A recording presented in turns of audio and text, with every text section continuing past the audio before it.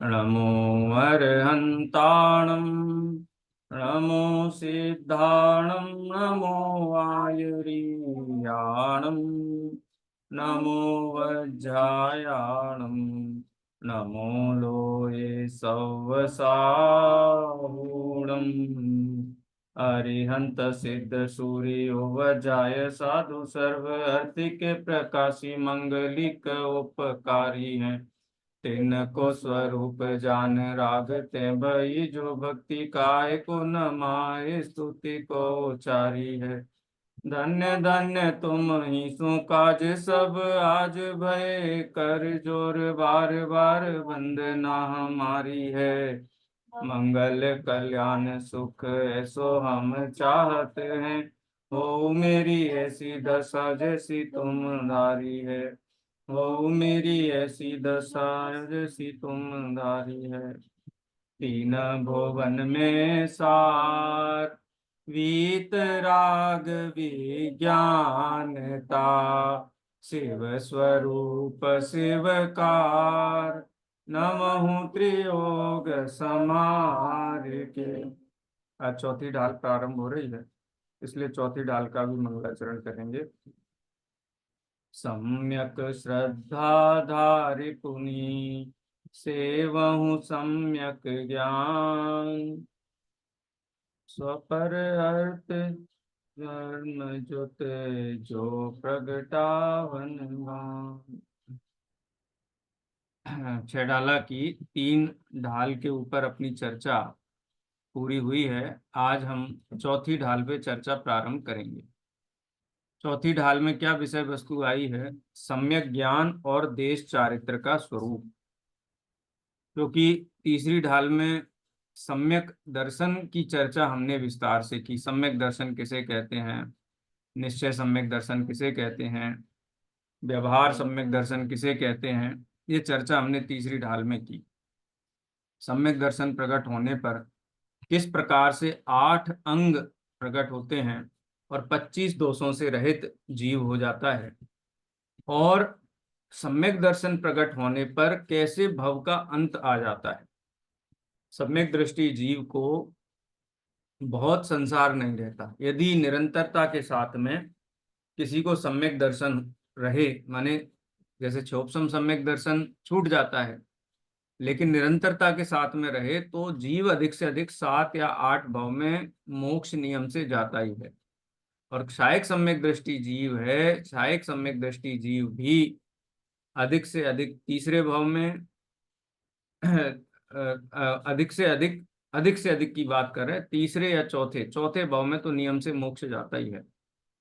चार भाव किसको लगते हैं? क्षायक सम्यक दृष्टि जीव को, कि जिसका क्रियंच आयु या मनुष्य आयु का बंद हो गया हो पहले से ही, ठीक है, तो उसको चार भाव लगते हैं। तो इस प्रकार से सम्यक दर्शन इस बात की गारंटी है कि जीव नियम से पूर्ण सुख प्राप्त करने वाला है, अब संसार में घूमने वाला नहीं। क्यों? क्योंकि लक्ष्य निर्धारित हो गया ना। सारा योग उपयोग परिश्रम अब अपने लक्ष्य की प्राप्ति में ही सम्यक दृष्टि जीव लगाता है। संसार विषय भोगों में वो अपना उपयोग लगाता नहीं। क्यों? क्योंकि वो सब नुकसान का व्यापार है। अब उसको नुकसान नहीं करना, अब तो पूर्ण सुखी होना है। इसीलिए सम्यक दृष्टि जीव नियम से अल्प काल में ही मुक्त हो जाता है। हमने सम्यक दर्शन के 8 अंगों की चर्चा की थी। शास्त्रों में अन्य प्रकार से भी 8 अंगों की चर्चा आती है, उसकी भी थोड़ी बात कर लेते हैं। वैसे तो कक्षा में भी छह डाला की तीसरी ढाल में भी उल्लेख आया था, संवेगादिक चित्त पागो। 8 अंग होते हैं और 8 गुण सम्यक्त्व के कहे गए हैं। वो 8 गुण कौन कौन से हैं उनको भी मैं संक्षेप में चर्चा अपन उसकी भी कर लेते हैं, नहीं तो विषय फिर छूट जाएगा। क्योंकि ढाल में उल्लेख आया था, उस समय हम उसका थोड़ा विस्तार नहीं कर पाए थे। छंद भी मैं निकाल लेता हूँ, उसके बाद अपनी चौथी ढाल पे चर्चा प्रारंभ करेंगे। कौन से नंबर का छंद था?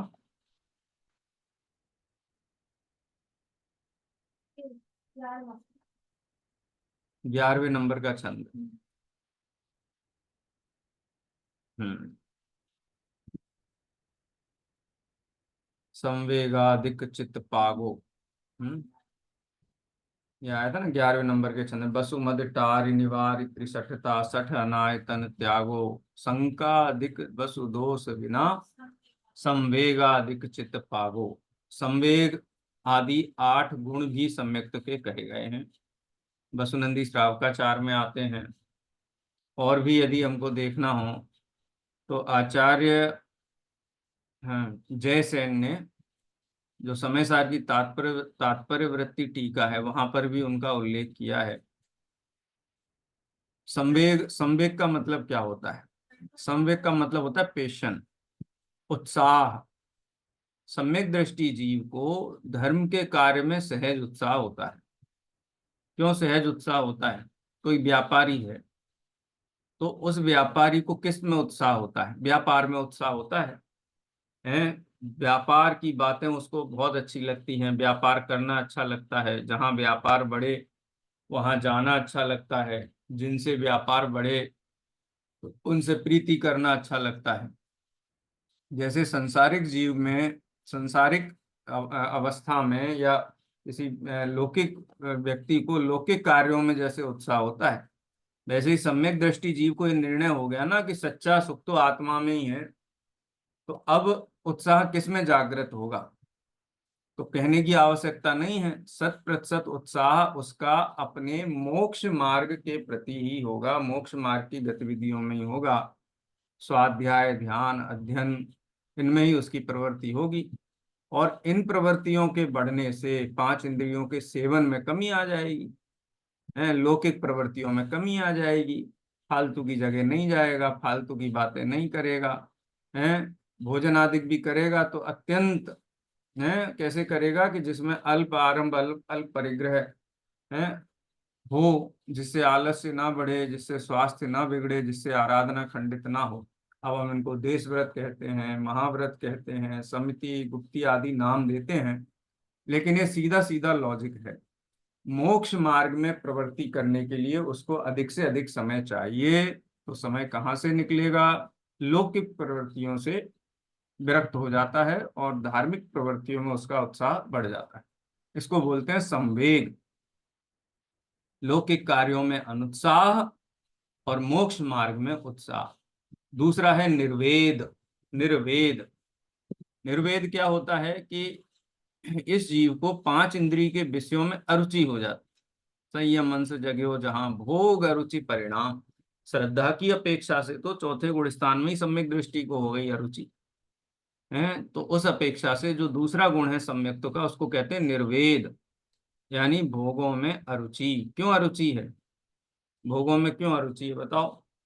उसको इसलिए अरुचि है क्योंकि भोगों से सुख नहीं है, भोगों से दुख है। जिस चीज से सुख नहीं हो, दुख हो, उसमें रुचि कैसे हो सकती है?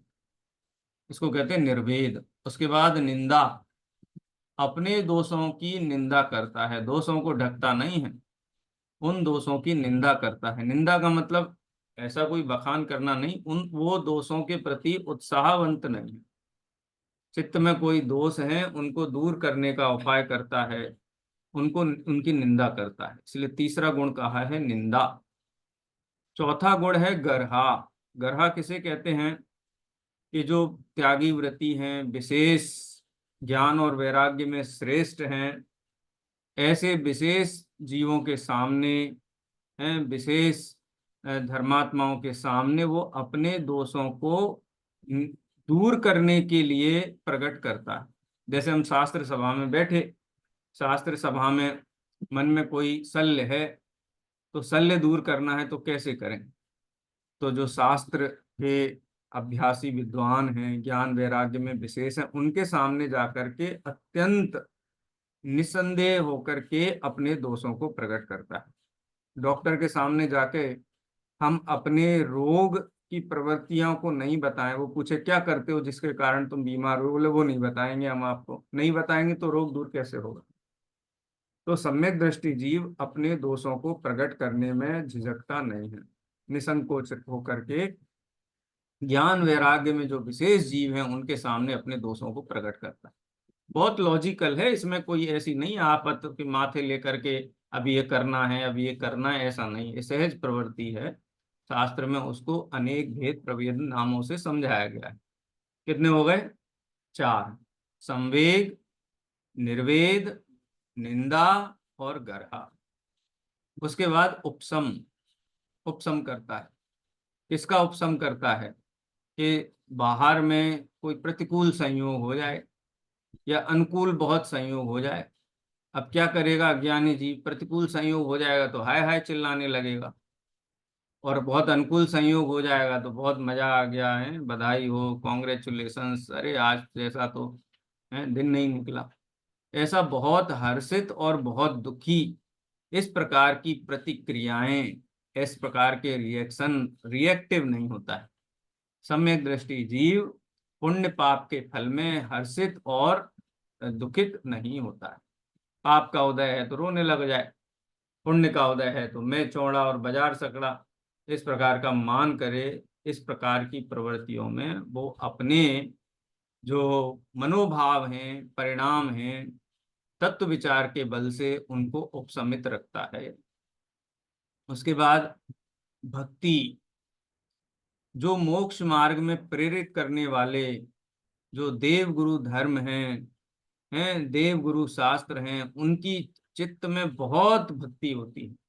आप सोच लो कितनी भक्ति। आपको अनुमान अगर लगाना हो तो सौधर्म इंद्र की भक्ति देख लो, कि अब तो त्रिलोकी नाथ जन्मे हैं, तो उनके गर्भ कल्याणक के 6 महीने पहले से लेकर के और उनके मोक्ष होने तक कितने उत्साह के साथ में तीर्थंकर के प्रति अपने अहोभाव को प्रकट करता है।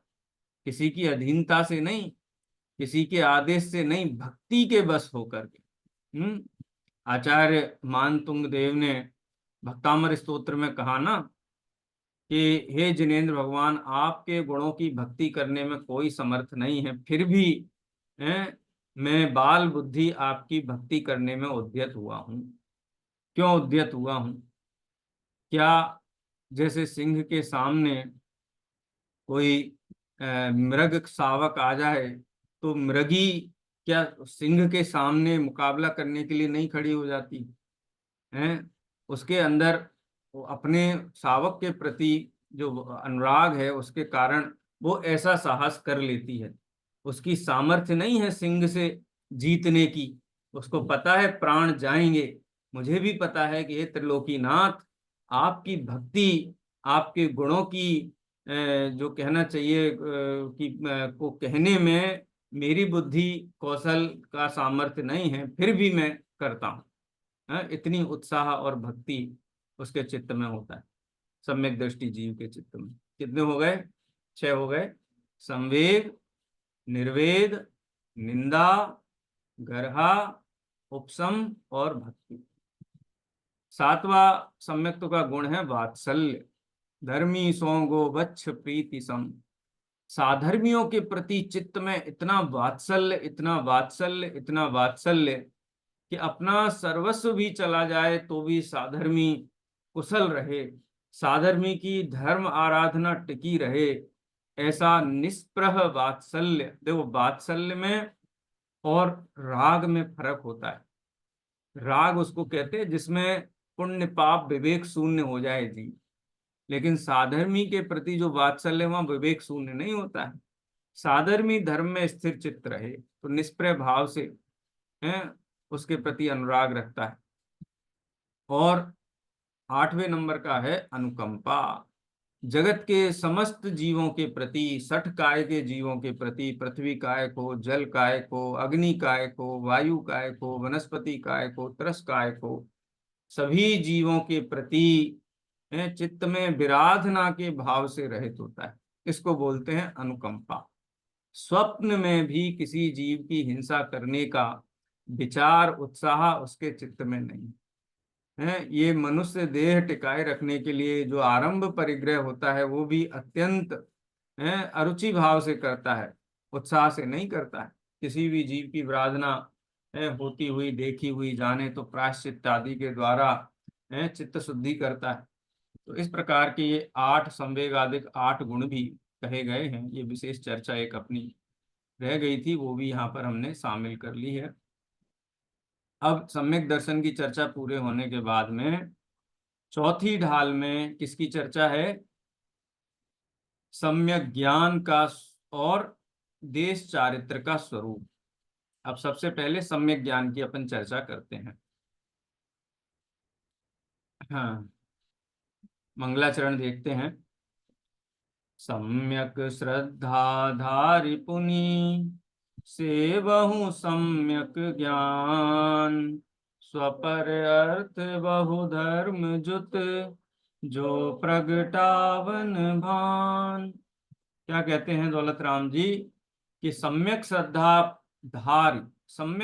को धारण करने के बाद अब मैं किसकी चर्चा करता हूँ, किसकी आराधना में उद्यत हुआ हूं, तो कहते हैं सेव हूँ सम्यक ज्ञान। अब मैं सम्यक ज्ञान की आराधना में उद्यत हुआ हूं, अब मैं सम्यक ज्ञान की आराधना करता हूं। ठीक है, क्यों करता हूं?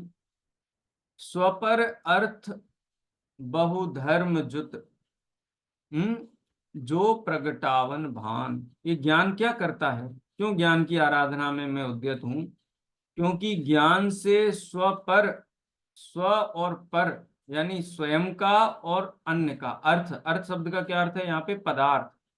यानी स्व और पर का विवेक कराने वाला ज्ञान ही है स्वपर अर्थ।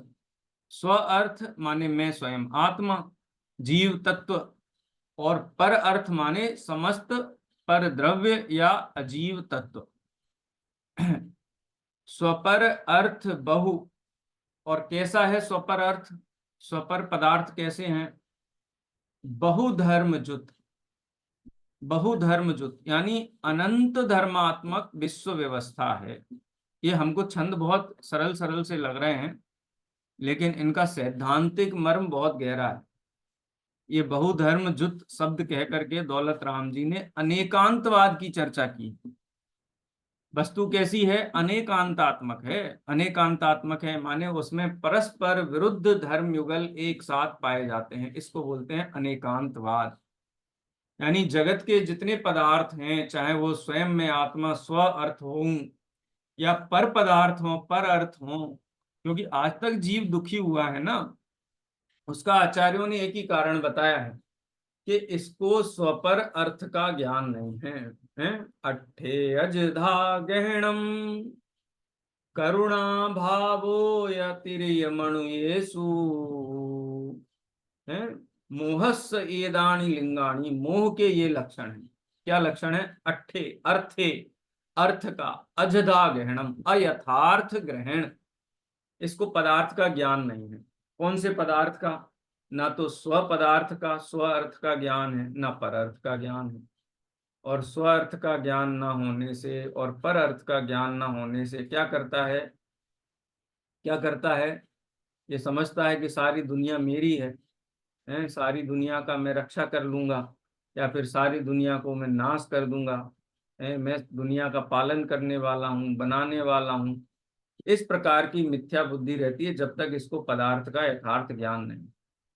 ये वस्तु व्यवस्था अनादि निधन अकृत्रिम है। ये सोचता है किसी के टिकाने से टिकेगी, किसी के करने से बनेगी, जबकि स्वचालित वस्तु व्यवस्था है, किसी को कुछ करना धरना नहीं।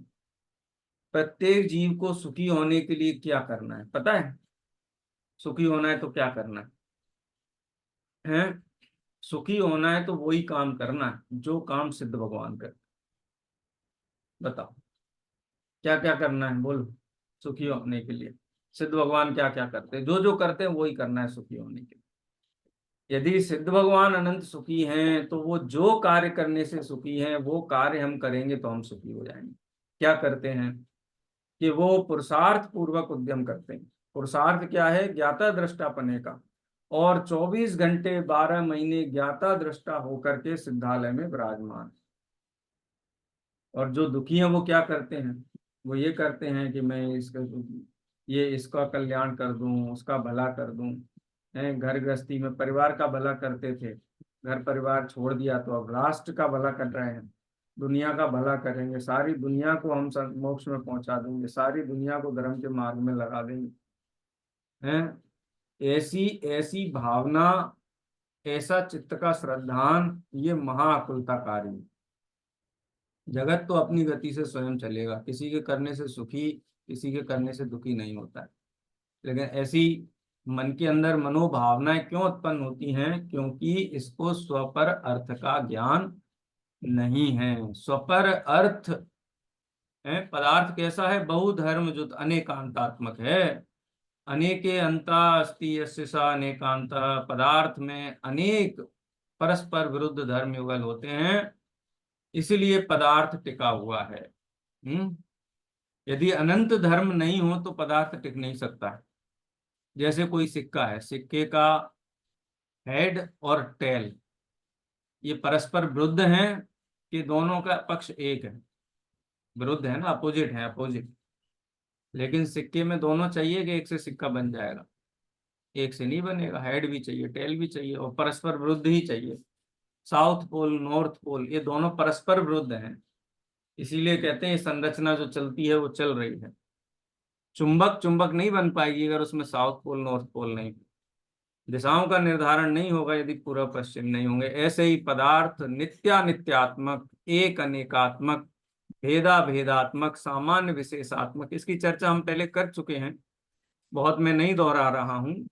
लेकिन ज्ञान क्या करता है? ज्ञान स्वपर का भेद विज्ञान कराता है, अनंत धर्मात्मक वस्तु का परिचय कराता है ना। स्वपर अर्थ बहुधर्म जुत जो प्रगटावन भान, जो प्रगटाने के लिए यानी दिखाने के लिए है। जीव, उद्गल, धर्म, अधर्म, काल कैसे हैं ये हमको कौन बताएगा? इसका परिचय कौन कराएगा बताओ?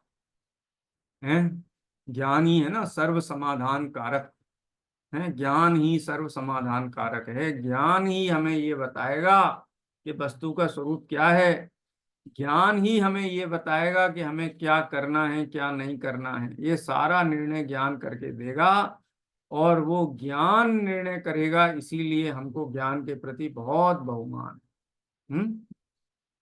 सम्यक श्रद्धा धारि पुनि सेवहु सम्यक ज्ञान, स्वपर अर्थ बहुधर्म जुत जो प्रगटावन भान।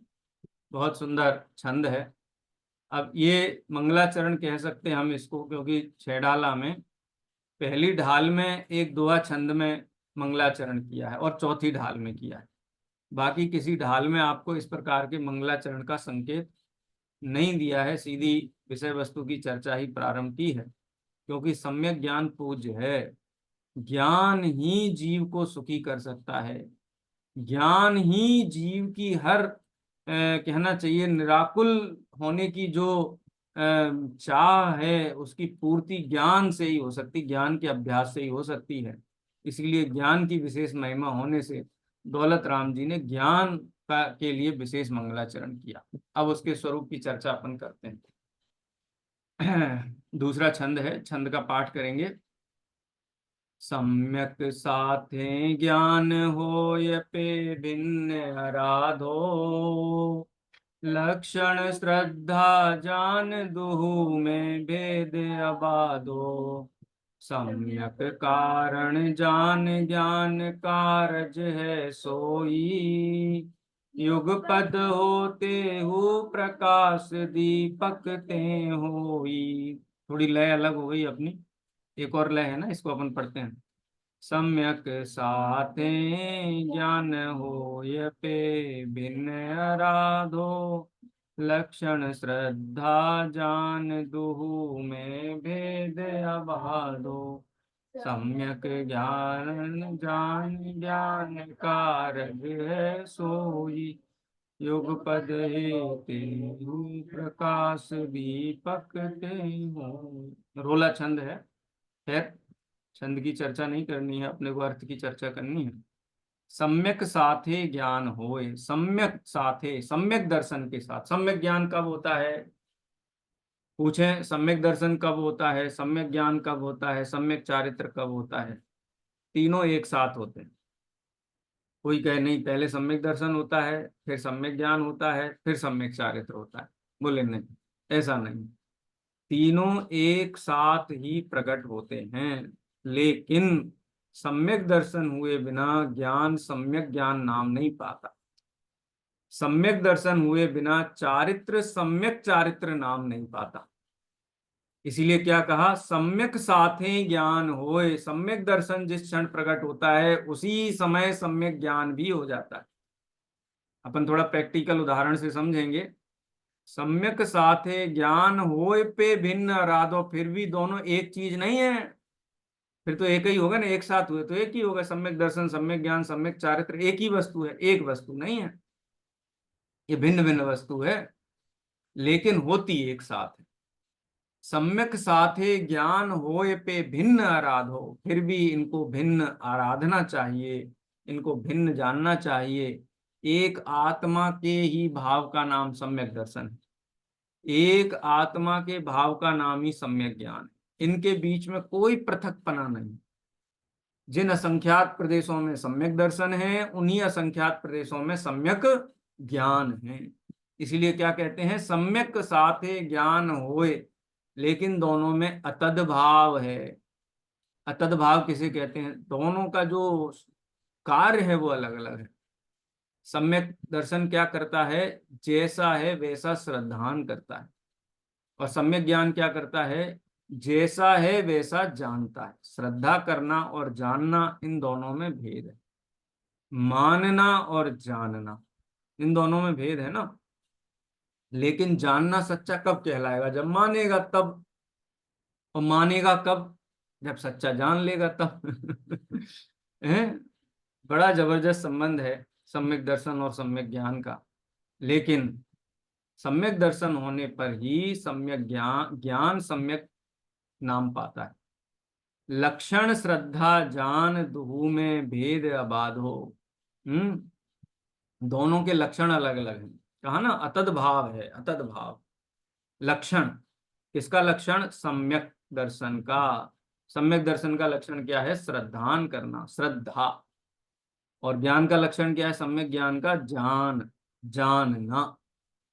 एक श्रद्धान करता है, एक जानता है। इसीलिए सम्यक दर्शन का लक्षण है श्रद्धा करना, और ज्ञान का लक्षण है जानना।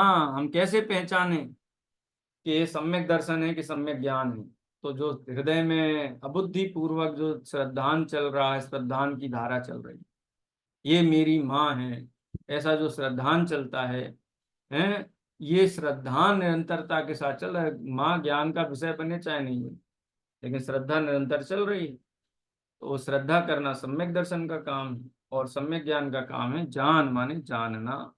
दुहु में भेद अबाधो, लक्षण की अपेक्षा से दोनों में अतद भाव है, दोनों में भेद है। फिर भी सम्यक कारण जान, सम्यक दर्शन को कारण जानना चाहिए। और ज्ञान कारज है सोई, और सम्यक ज्ञान है वह कार्य है। सम्यक दर्शन होने पर, सम्यक दर्शन रूप कारण होने पर ही सम्यक ज्ञान रूप कार्य होता है, यानी सम्यक ज्ञान कहलाता है। किस प्रकार से, दृष्टांत क्या है, युगपद होते हु प्रकाश दीपक ते हुई। बोलो, दीपक पहले जलता है कि प्रकाश पहले होता है? हम्म।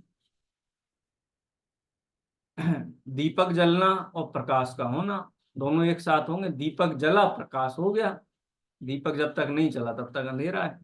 तो पहले दीपक जला कि पहले प्रकाश हुआ? दोनों कार्य एक साथ संपन्न हुए। लेकिन प्रकाश का कारण किसे कहा जाएगा, हैं?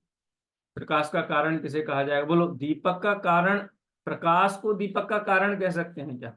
प्रकाश को दीपक का कारण नहीं कह सकते। दीपक का कारण प्रकाश नहीं कहा जा सकता, लेकिन प्रकाश का कारण दीपक को कहा जाता है। तो पहले दीपक जलता है कि पहले प्रकाश होता है?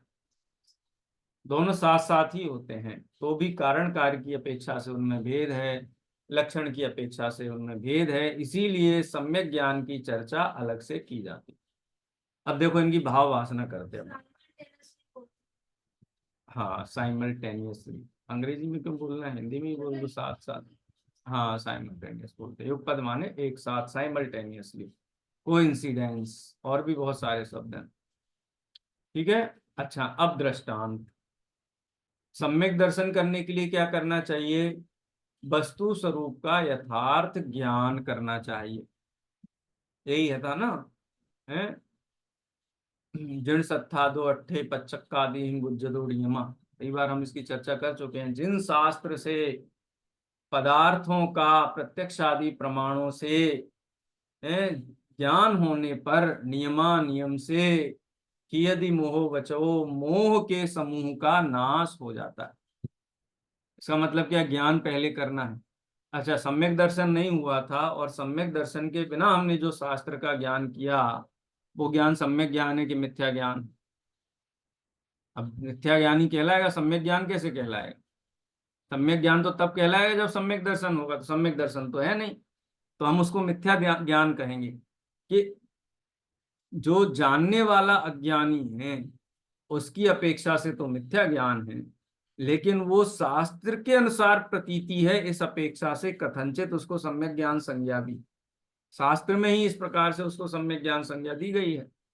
अरे लाटी संहिता ग्रंथ में तो ऐसा कहा है। कई लोग ऐसा कहते हैं, देखो भाई, हर किसी के उपदेश से सम्यक दर्शन नहीं होता, ज्ञानी का उपदेश होना चाहिए। अरे भैया, उपदेश ज्ञानी का ही होता है।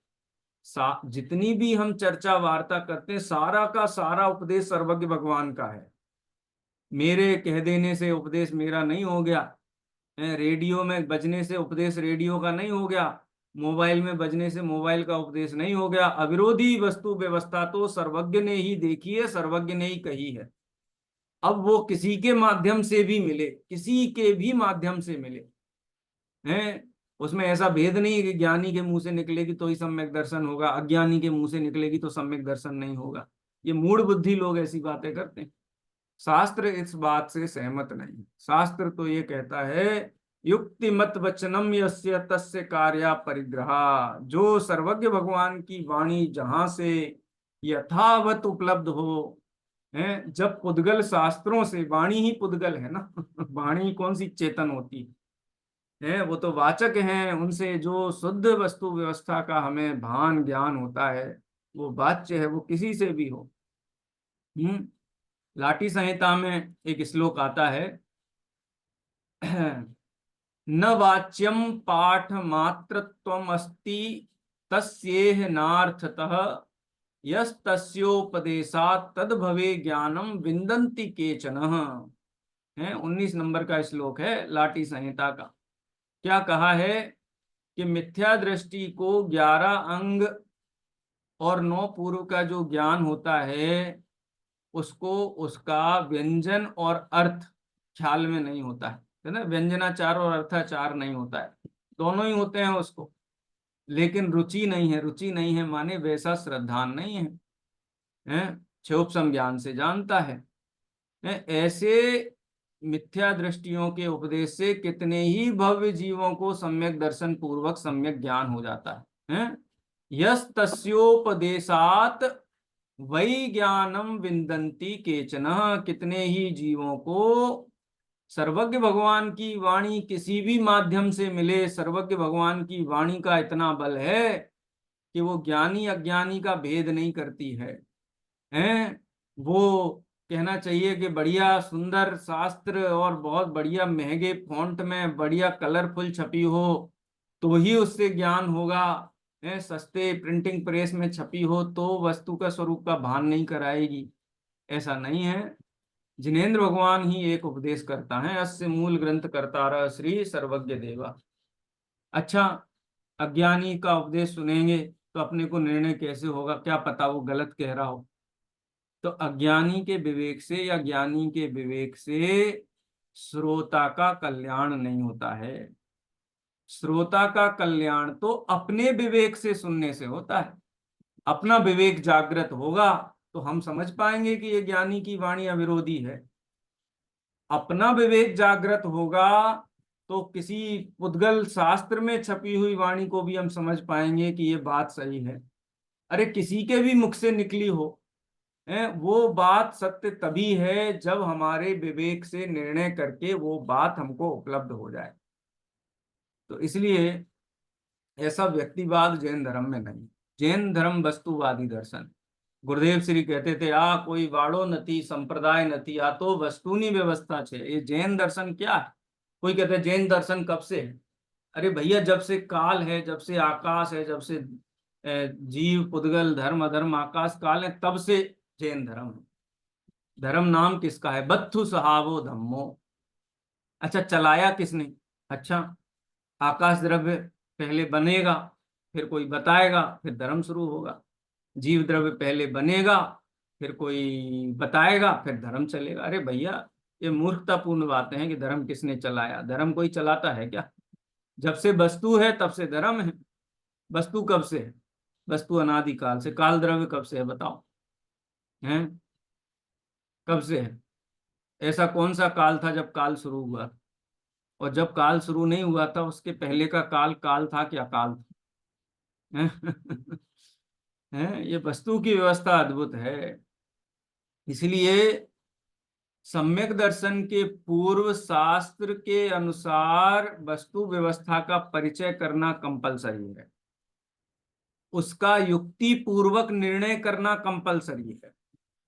वो ज्ञान सम्यक ज्ञान है कि मिथ्या ज्ञान है, कि श्रद्धान की अपेक्षा देखने पर वो ज्ञान मिथ्या ज्ञान, और शास्त्र के अनुसार देखने पर वो ज्ञान सम्यक ज्ञान। ये बात समझनी होगी हमको। देखो, जैसे एक दृष्टांत लेते हैं। जैसे किसी की मम्मी ने रबड़ी बनाई, बहुत बढ़िया स्वादिष्ट मीठी रबड़ी बनाई, और अपने बच्चे को बोला लो रबड़ी खा लो। बच्चे को रबड़ी बहुत पसंद है, मीठी रबड़ी बहुत पसंद है उसको, बढ़िया एकदम मेवा डाली हुई।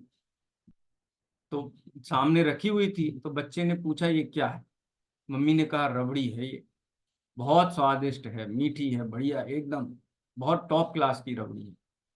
बोलो, बालक उन शब्दों को सुन करके, वो रबड़ी के रूप रंग को देख करके, ये मानता, ये स्वीकार करता है कि नहीं करता? ये रबड़ी उसको देखता है, हाँ बिल्कुल वैसा ही, वही चीज है। बोलो, रबड़ी है ऐसा मानता है कि नहीं मानता है? रबड़ी है ऐसा मानता है, माँ के कथन के अनुसार मानता, ये मीठी है। लेकिन मीठी है, ये आंखों से दिखाई नहीं देगा। हैं? ये मीठी है, ये ज्ञान माता के वचन के अनुसार हुआ है।